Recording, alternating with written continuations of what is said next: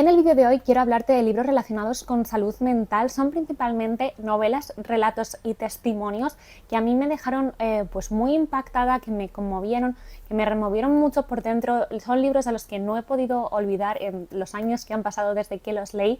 Creo que son muy relevantes incluso hoy en día por la actualidad del tema que tratan, a pesar de que muchos de ellos ya tienen varios siglos, otros son más modernos. Así que nada, si te interesa saber de qué libros voy a hablarte, si quieres leer sobre salud mental, pues quédate, que allá vamos.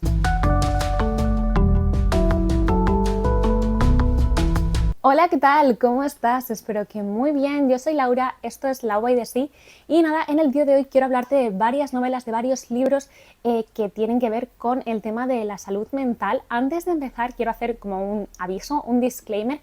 Estos no son libros de desarrollo personal, más bien son testimonios de momentos muy duros en la vida de las personas que los escribieron. En este caso coincide que son todas autoras. Son libros complicados de leer en muchas ocasiones, que hablan de crisis, que hablan de internamientos en centros psiquiátricos. Muchas veces hay maltratos, escenas, como digo, muy complicadas de leer, incluyen partes donde alguno de los personajes quiere dejar de vivir. Entonces no son libros quizás para leer si estáis pasando una mala racha, ¿vale? En este momento hay uno de ellos que quizás sí que puede servir más de acompañamiento en un periodo complicado, pero bueno, quiero dejar esto muy claro, no son libros de autoayuda, no son libros de desarrollo personal, no son libros que te van a hacer sentirte bien si estás pasando un mal momento, ¿vale? Así que también elegid muy bien cuándo enfrentaros a estas novelas. Todas ellas son muy buenas de verdad, pero creo que es importante ser consciente de a qué nos vamos a enfrentar con una lectura y un poco ponerlo en relación con nuestro estado personal en este momento, porque bueno, hay ciertas cosas que en determinados momentos o según la vida de cada uno no se quieren leer en este momento, etcétera.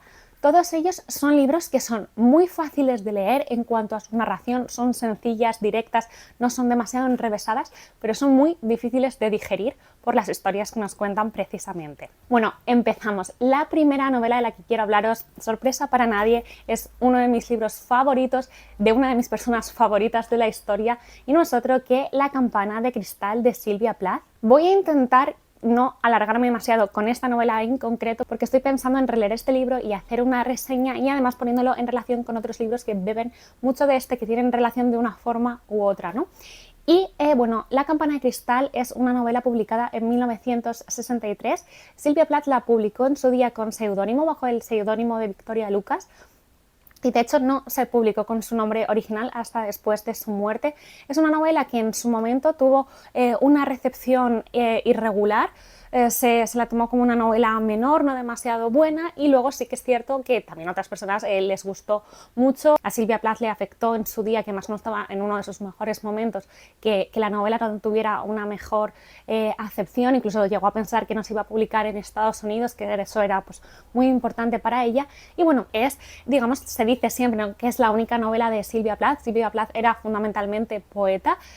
Pero bueno, leyendo la biografía de Sylvia Plath de Cometa Rojo, escrita por Heather Clark, les dejaré una fotito por aquí, estoy todavía en ella porque tiene más de 1000 páginas.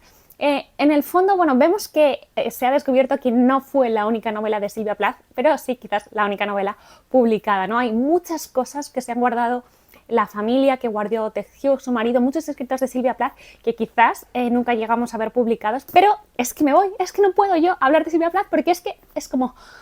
quiero hablar horas y horas de ella, o quiero ver cosas, quiero escuchar, solo hablaría de ella todo el rato y no puede ser. Bueno, La campana de cristal está ambientada en los años 50 y nos va a contar más o menos un año en la vida de Esther Everwood, que va a ser pues nuestra protagonista. Esther Everwood es realmente algo así como el alter ego de Sylvia Plath, porque esta novela tiene mucho de autobiográfico.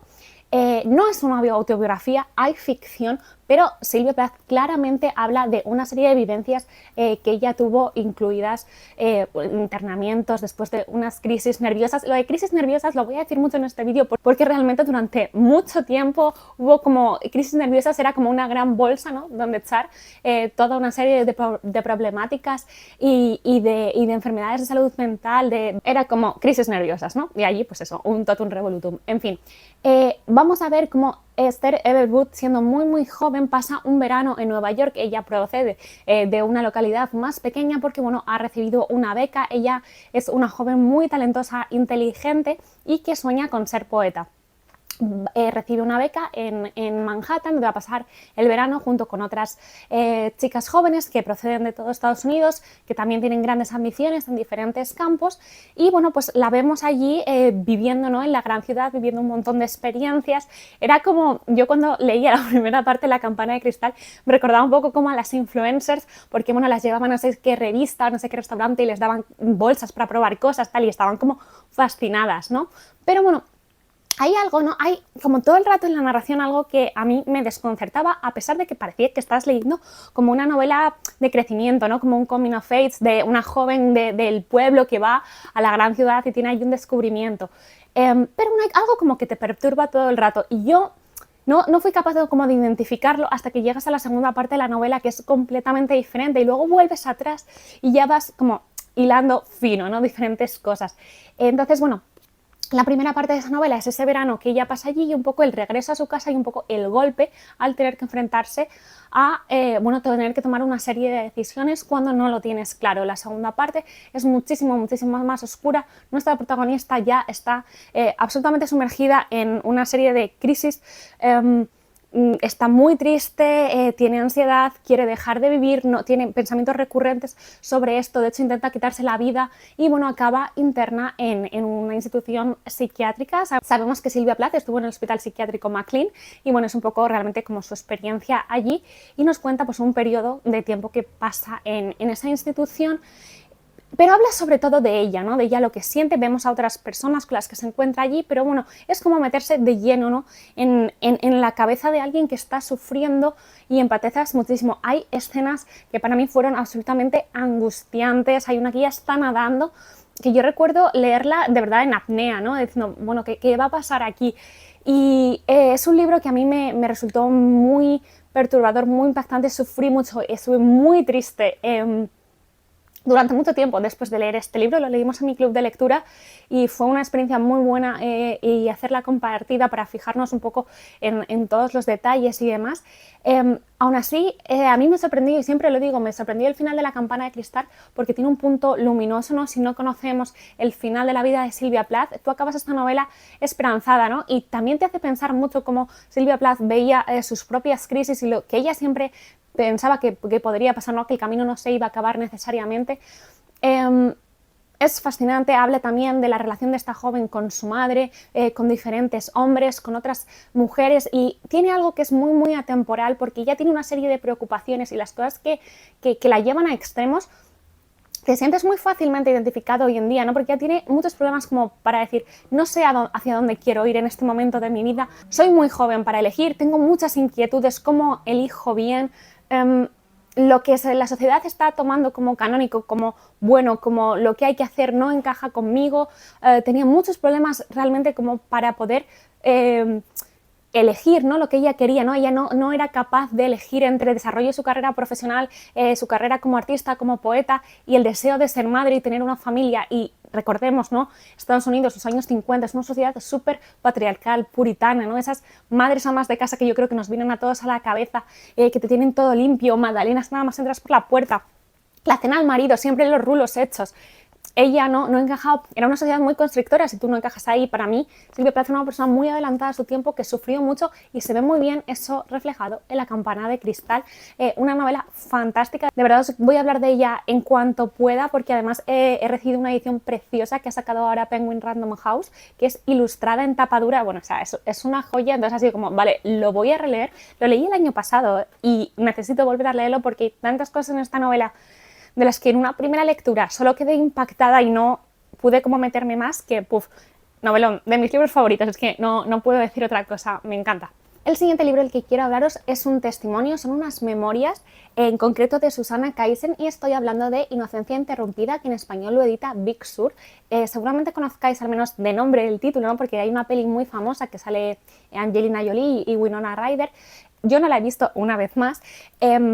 Tengo que hacer algo con mi gran carencia de cultura cinematográfica, yo lo sé. Pero bueno, Inocencia interrumpida nos va a contar la experiencia de nuestra autora internada en una institución psiquiátrica, en concreto en el Hospital McLean, donde también estuvo ingresada, como os he contado antes, Sylvia Plath. Lo que pasa es que esto fue unos años después, en concreto en 1967. Y bueno, Susanne Kaisen con 18 años fue internada en esta institución donde pasó aproximadamente 2 años. En esta novela nos va a contar desde el futuro un poco esto, es decir, ella hasta 1993, que se publicó por primera vez, es decir, más de 25 años después de su ingreso, no es capaz de sentarse a hablar y escribir. Eso ella lo cuenta aquí sobre este momento, ¿vale? Entonces en el texto vamos a ver cómo ella nos va contando lo que le fue ocurriendo, no en un orden cronológico, porque más va y viene al futuro. Entonces es bastante interesante porque te cuenta ciertas cosas, cómo las vivió ella en el momento, el recuerdo que ella tiene de cómo las cosas pasaban y cómo lo ve ahora 25 años después. Muy interesante porque, bueno, está claro que ella estaba pasando una crisis, pero lo que es muy llamativo es que a ella la ingresan en este hospital durante más de 2 años después de solamente pasar 10 minutos en una consulta, o esa es la impresión que ella tiene, 10 minutos en la consulta de un psiquiatra que era la primera vez que la veía y ya va interna, ¿vale? Aquí ya nos da un poquito para reflexionar. El libro está muy bien porque se va complementando con los informes médicos reales que hicieron psiquiatras, médicos, enfermeras durante todo su tiempo. Allí también está el informe que indica su ingreso. Muy interesante, la verdad. Vamos a conocer cómo es la vida en la institución durante todo este tiempo, vamos a conocer el caso de ella en particular y también el de otras chicas a las que conoce estando allí. Me gustó mucho, aparte de vivir el día a día allí, en este caso ves eso, el día a día de cómo ellas vivían, las limitaciones que tenían, las normas, pero no es en este caso en concreto como un relato en contra del sistema, de los mal que las trataban, de lo duro que era, pues eso, como un maltrato, una deshumanización contra las internas. A ver, hay cosas complicadas, pero sobre todo que las ves más que era como por sistema, el tema de los electroshocks y demás. Pero bueno, digamos como que no es un libro demanda contra el sistema, sino es más bien contar su experiencia y tú de ahí puedes sacar ciertas conclusiones, por supuesto. Me gustó mucho porque al estar escrito 25 años después del ingreso, no se acaba cuando ella sale y un final feliz y ya está, ¿no? Se piensa y se reflexiona mucho sobre qué pasa, ¿no?, con la vida de las personas después de tener estas crisis, después de estar ingresada. No sales y ya tu vida va perfectamente encauzada y todo va perfectamente como siempre has soñado, ¿no? ¿Cómo es ese camino? Aunque no va año a año después, se lanzan reflexiones de las chicas que va conociendo, las que son sus amigas dentro de la institución. Yo sentí pena de no saber más, ¿no? Es que me hubiera gustado un libro de cada una de ellas porque hay una variedad de situaciones y de realidades representadas aquí que es muy interesante.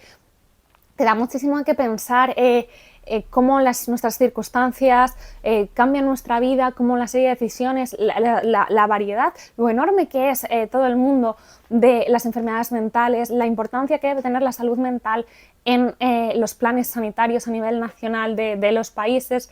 Bueno, la verdad que es un libro duro, tiene escenas complicadas, pero no se recrea en escenas como que sean muy duras de leer, sino más como todo el contexto, ¿no? Tú te imaginas el día ahí, tú te imaginas todo el día a día ahí, y a mí se me hacía como angustiante, un poco claustrofóbico, a pesar de que ella muchas veces se siente feliz de estar interna porque se siente allí protegida y donde todo está bajo control, ¿no? Lo que quizás es más agobiante es cuando ella sufre crisis, donde ella dice literalmente como el pánico que le da estarse volviendo loca, ¿no? Ella tenía bastantes problemas como para... ella tenía una serie de crisis que le hacían como no sentir el tiempo de forma normal, ¿no? A veces parecía que se hacía súper lento, a veces súper rápido y no es capaz de entender eso. O sea, como claro, tu cabeza no entiende lo que está pasando y ella te cuenta cómo eran esas crisis y cómo la hacían sentirse y empatizas muchísimo y sufres mucho con ella. Su angustia, su miedo, su dolor, su soledad y todas sus preocupaciones se convierten en las tuyas, ¿no? Al ser unas memorias, están escritas en primera persona, eso se traslada muy bien. Es un libro muy finito, se lee en muy poco tiempo, pero bueno, me parecen unas memorias súper interesantes. El siguiente libro del que quiero hablaros es un relato fantástico que he leído este año y que me gustó muchísimo, y es El papel pintado amarillo de Charlotte Perkins Gilman. Yo lo tengo en esta edición de Alpha Decay, donde viene acompañado de otros 5 relatos y viene con una introducción de Maggie O'Farrell. El relato en sí, el del papel pintado amarillo, tiene nada, apenas 30 páginas, fue publicado originalmente en 1892 y es una joya, ¿vale? Este texto nos va a contar la historia de una mujer a la que está teniendo una serie de crisis en las que se puede dar a entender que está teniendo una depresión postparto, pero yo creo que la autora no te da más pistas sobre eso para que en realidad pueda ser más amplio y diga valiendo para diferentes tipos de dolencias mentales, de crisis y de demás, ¿no? Así es un poco más amplio y yo creo que eso es una muy buena jugada, aunque en realidad nos da las pistas suficientes para que podamos enfocarlo a una depresión postparto. Y bueno, su marido, que es doctor además, pues tiene a bien que se vayan durante unos meses a una casa por ahí y la encierra literalmente en su dormitorio. No la deja salir de allí y no la deja hacer absolutamente nada. Su gran terapia es que tenga una cura de descanso total, no la deja escribir, no la deja pensar, no la deja reunirse con gente, ¿no? Ella dice que no tiene que hacer absolutamente nada, a pesar de que ella le dice, oye, yo creo que me vendría bien leer, yo creo que me podría bien dar un paseo. No. Escúchame, yo soy el médico, de verdad tienes que hacer esto, tienes que quedarte aquí. Y bueno, ya la dejan encerrada allí meses y meses y ella empieza a ver cosas, ¿no?, en el papel pintado amarillo de la habitación. No os cuento más porque, verdad, tiene 30 páginas. Es angustiante, brutal, tiene lo mejor de un thriller psicológico y también incluso de un relato de terror, un terror cotidiano, ¿no? Quizás es el que a mí más miedo me da, porque en el fondo parte de las experiencias reales de muchísimas mujeres, ¿no? Es un libro que, ahondando, ¿no?, vamos a ver que habla realmente de violencia doméstica en cierta manera y de violencia patriarcal, porque estas mujeres tenían que estar absolutamente bajo el yugo de lo que su marido quisiera, ¿no? Tienes que estar encerrada, no puedes tener otra opción, ¿no? Digamos, no puedes ver a tu bebé, no puedes hacer nada. Y luego también bastante violencia médica y psiquiátrica. Aparte de toda la importancia que tiene como crítica, ¿no?, y como denuncia de esta situación, porque es importante, que es un texto de 1892, un texto muy adelantado a su tiempo, es un texto súper feminista. Tiene también un enorme valor literario. Está escrito en forma de diario de esta mujer que escribe a escondidas de su marido y de su cuñada, que la están vigilando todo el rato. Entonces es súper claustrofóbico, súper angustiante y nos mete de lleno de verdad en la cabeza de ella y las cosas que le están diciendo, las cosas que le están pasando y cómo ves tú todo desde fuera, ¿no?, de las cosas que le están diciendo, qué están haciendo realmente las otras personas. Creo de verdad que también además se puede leer en clave de relato de terror, porque en el fondo aquello es como una casa encantada, ¿no? Están en una casa que casualmente les han dejado muy barata. ¿Y cómo esta casa, cómo puede ser tan barata, ¿no? Una novela de miedo puede empezar perfectamente así. Alguien que la encierran, que empieza a ver cosas como en las paredes.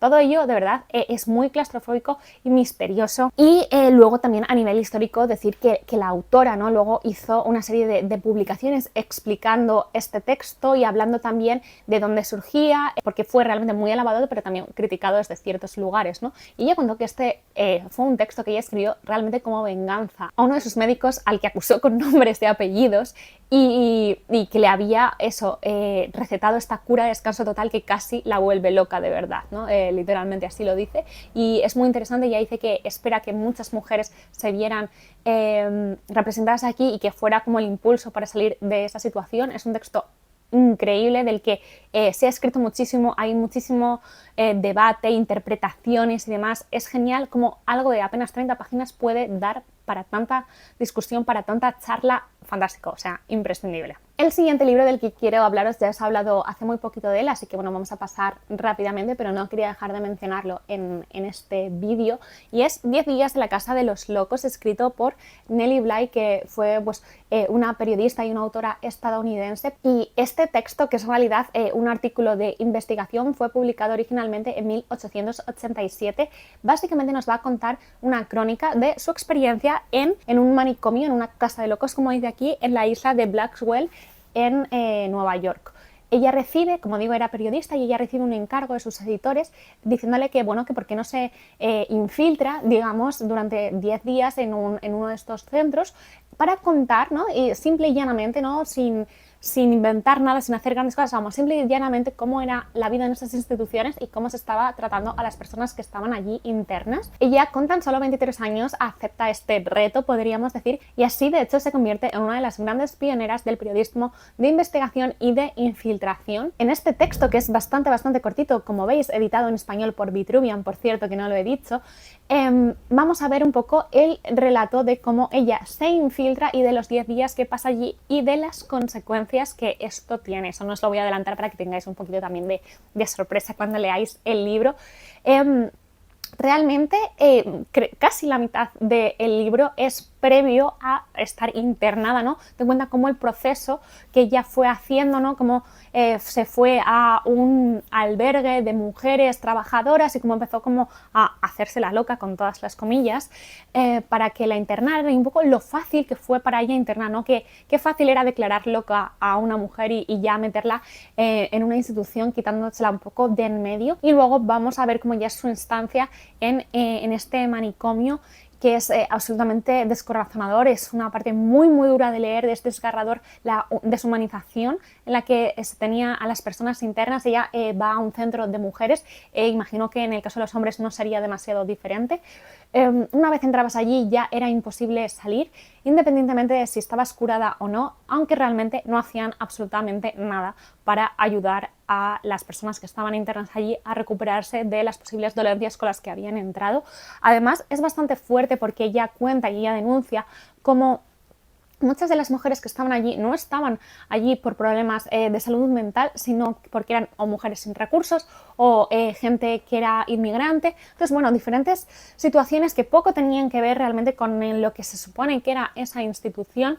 Se cuenta cómo se les da de comer nada, el frío que pasan, las torturas que se les infligían a estas mujeres, y luego se compara con ciertas cosas, ¿no? Ciertos privilegios que tenían allí las enfermeras y los doctores, que bueno, es bastante fuerte de leer, la verdad tengo que decirlo. Hay escenas de violencia explícita muy duras, es muy complicado de leer para lo corto que es algunas partes, porque de verdad es que el frío se te mete dentro, el hambre, la angustia, la suciedad, la humedad, es que, bueno, no sé, es que yo creo que muchas personas realmente no pasaban demasiado tiempo allí porque sobrevivir era bastante complicado, a pesar de que hace una denuncia a muchas de las personas y un poco el sistema que ella vio allí. También es cierto que no se olvida de mencionar con nombres y apellidos a las personas que sí hacían bien su trabajo, a las personas buenas con las que se encontró, a la gente que realmente tenía intención de ayudarla, que, bueno, creo que también es bueno, ¿no? Ver esa luz que hay en el mundo, incluso en los lugares más oscuros. Es un texto muy interesante de leer, un testimonio fundamental, algo que tuvo repercusiones en su día, como os digo. La historia que aquí narra Nellie Bly ha sido adaptada al cine en varias ocasiones, y también su historia fue adaptada en American Horror Story en la temporada Asylum. Y nada, lo digo por si os suena, ¿no? Que también lo sepáis. Se lee en una tarde y brutal. Muy feliz de que este texto se cruzara en mi camino porque ha sido muy interesante. El siguiente libro del que quiero hablaros es El descenso, de Anna Kavan, que está editado por Navona. Originalmente fue publicado en 1940 y quizás de todos los que he nombrado, aunque mi favorito sea La campana de cristal, sin duda, porque tiene mucho valor para mí, creo que este es el que sin duda tiene más calidad literaria, aparte de la parte testimonial que tiene. Es una barbaridad cómo escribía esta autora, creo que era francesa. Anna Kavan es un seudónimo y bueno, este libro es espectacular. Es un compendio de relatos, es una antología de relatos que se pueden leer de forma independiente, pero verdaderamente están interconectados, comparten personajes, comparten personaje principal. Lo que pasa es que a veces lo vemos desde diferentes puntos, y tienen una serie de un hilo conductor realmente, que es el descenso, ¿no?, a la locura, el descenso a lo más oscuro del ser humano de esta persona. Y estos relatos tienen de nuevo ese componente autobiográfico, porque bueno, Anna Kavan tuvo una vida muy complicada, tuvo un montón de crisis de salud mental, tuvo paranoias, partes maníacas, depresiones, bueno, una cosa muy complicada lo que ella vivió. Luego tuvo problemas de adicción a ciertas drogas. Entonces, bueno, por lo que nos cuenta la editorial, parece ser que ante el fracaso de su segundo matrimonio sufrió el que sería el primero de una serie de ataques nerviosos misteriosos que la llevaron a estar ingresada durante un tiempo en una clínica suiza, y que de que esta estancia ella saldría con una apariencia y con un estilo literarios completamente distintos a los que tenía antes. Y además salió con un nuevo nombre, ¿no? Porque ella, su nombre original era Ellen Booth, ya tomó el nombre de Anna Kavan, que era además el nombre de la protagonista de su primera novela, que se llama Let Me Alone, y que fue publicada en 1930. Efectivamente nos dice que tuvo adicción a la heroína y brotes periódicos de enfermedad mental que aparecen de forma recurrente en sus textos, y que la primera obra que estuvo un poco ya tratando estos temas fue precisamente El descenso, y su última obra, que también puede leerse un poco en relación con todo esto, es Hielo, que fue publicada en 1968 y que la tiene editada Trotalibros. Os hablé de ella en un vídeo que os dejaré por aquí. Es una novela impresionante, me pareció muy compleja, pero bueno, un ejercicio literario al que yo no de un tipo, ¿no?, del que yo no me había enfrentado nunca antes, y me pareció fascinante. El descenso es uno de esos títulos que a mí me parecen mejor en español que en original, ¿no? Bueno, no en español, sino el nombre que se le ha dado en español, que realmente cambia el original. Originalmente se llama Asylum Peace, y El descenso noto que es mucho más poético, mucho más simbólico. En los relatos que tenemos en El descenso vemos ciertas cosas que de hecho luego también veremos de nuevo utilizadas de una forma más amplia, ¿no?, en Hielo. Por ejemplo, se me ocurre así a priori la idea de paranoia, la sensación de persecución y el tener un narrador no del todo fiable.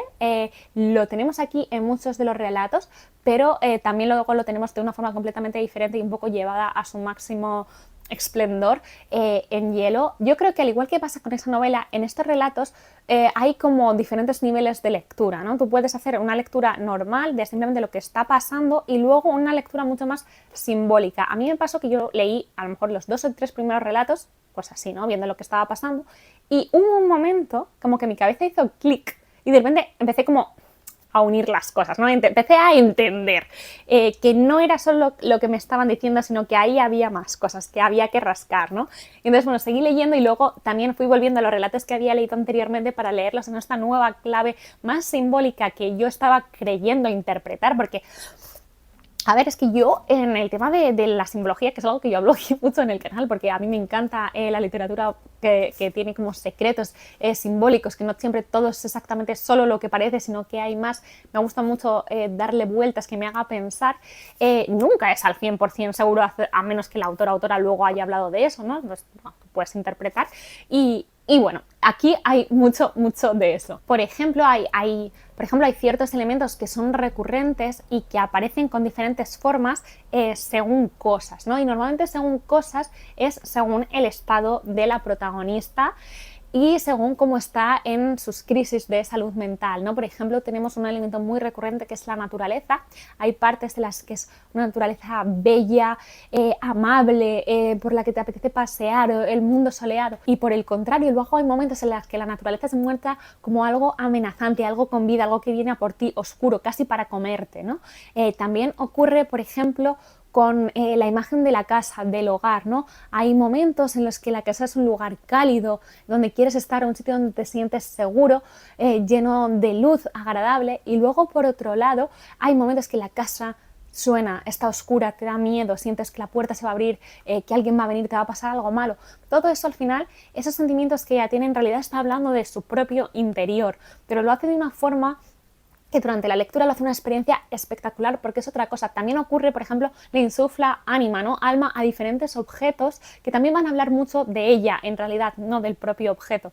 La verdad es que es muy interesante. Quiero recordar algo de una manzana, es que lo leí hace tiempo. Bueno, de verdad son unos relatos espectaculares a nivel literario y por supuesto también como testimonio de ponerte en la cabeza de alguien que está sufriendo, alguien con muchísima angustia, alguien que se siente absolutamente solo, que ve como la enfermedad mental se está comiendo su vida, ¿no? Y se está viendo cada vez rodeada de unos muros más altos, que no son muros físicos, sino que son muros mentales que la separan de su vida anterior, ¿no? Ella tiene mucho de melancólico porque realmente recuerda el pasado como algo idílico, algo perfecto, algo a lo que ya no va a poder acceder nunca más por lo que le ha pasado, ¿no? Unos relatos fantásticos para leer varias veces, una autora increíble, única, con una voz potentísima y mucho que decir, y alguien que, bueno, como casi todas las personas de las que estamos hablando hoy, que sufrió mucho en vida. El último libro del que quiero hablaros, de los que ya he leído, es Maldita Alejandra, de Anna Muschel, que ella es una ilustradora española muy joven, que está editado por Lumen en 2022. Este es el que os decía antes, que quizás pueda ser el que más pueda llegar a acompañaros durante un momento malo, porque bueno, es un libro que, aunque te está narrando algo muy duro y algo que le está pasando, un testimonio de algo que le pasó a la propia autora, nos cuenta su experiencia, en ciertas partes también lo sientes como un abrazo, si estás pasando o has pasado por algo parecido. Ella aquí un poco se abre en canal para contarnos su experiencia pues con una crisis en la que ella sufrió agorafobia, muchísima ansiedad, también se mezcló con un poco a lo mejor de duelo de repente, un momento donde ella realmente tuvo que meterse en su casa durante mucho tiempo porque no podía salir, como digo, que tenía agorafobia, y a pesar de tener su familia y un montón de amigas, ella muestra como este tipo de situaciones son un camino solitario. Por mucho que tengas gente cerca y por mucho que te dejes apoyar, también tiene una parte que es tú solo y que te sientes muy, pues eso, es solo, es que no se puede decir de otra manera, y cómo a veces en ese tipo de situaciones encontramos agarraderas o encontramos consuelo en cosas verdaderamente inesperadas, y ella cuenta cómo un poco descubrió y conectó muchísimo con la figura de Alejandra Pizarnik, esta poeta argentina, y un poco se lee sus diarios, sus cartas, su poesía, su tal, y se mete mucho con ella y la siente casi como un fantasma en su casa, que la acompaña, con la que hablan, con la que, bueno, pues la acompaña en un proceso de transformación que vamos a ir viendo, ¿no? También hay un elemento simbólico, ¿no? Una oruga que la acompaña todo el rato en este proceso, y vemos como incluso sus amigas se preocupan un poco, bueno, no sé si Alejandra Pizarnik en este momento que estás pasando es el mejor referente que puedas tomar, ¿no? Alejandra Pizarnik se quitó la vida. Entonces ella explica como que no es eso, ¿no? Lo que ella está pensando, que hay algo más allá, ¿no? Que ha encontrado ciertos puntos en común con ella, que no significa que vaya a ir por el mismo camino, ni muchísimo menos, ¿no? Entonces, bueno, es un libro que está ilustrado, ¿vale? Es un libro absolutamente ilustrado por ella, evidentemente. Es un libro precioso y es un libro que tú sientes, bueno, como realmente es parte, ¿no?, de la terapia que ella hizo, yo creo, ¿no? Es un libro catártico, es genial ver cómo ella ha sido capaz de sacar algo bueno de esta experiencia tan complicada, y creo que esa parte también es bastante inspiradora, ¿no? De decir, bueno, hay camino más allá, incluso de las cosas peores vamos a poder sacar cosas buenas quizás. Y a mí, además de todo lo bueno que me dio esta novela, ese acompañamiento, ese sentimiento de abrazo, me hizo conocer y me despertó un gran interés por Alejandra Pizarnik, que es una de mis autoras ahora de cabecera, una persona que también admiro muchísimo, que adoro, que todo lo que hacía está bien. Y de nuevo, una persona que también sufrió muchísimo. Es un libro que nos va a hacer de nuevo pensar mucho sobre la salud mental, la importancia de ir a terapia, y también un poco como ir a terapia realmente es un enorme privilegio, al menos en nuestros días, porque no todas las personas, de hecho muy pocas personas, pueden pagarse ir al psicólogo, porque realmente ir al psicólogo es muy caro. No es algo que todo el mundo pueda permitirse, de ir una vez a la semana al psicólogo, porque bueno, ahora mismo, al menos en España, ir por la sanidad pública es imposible debido al colapso que hay.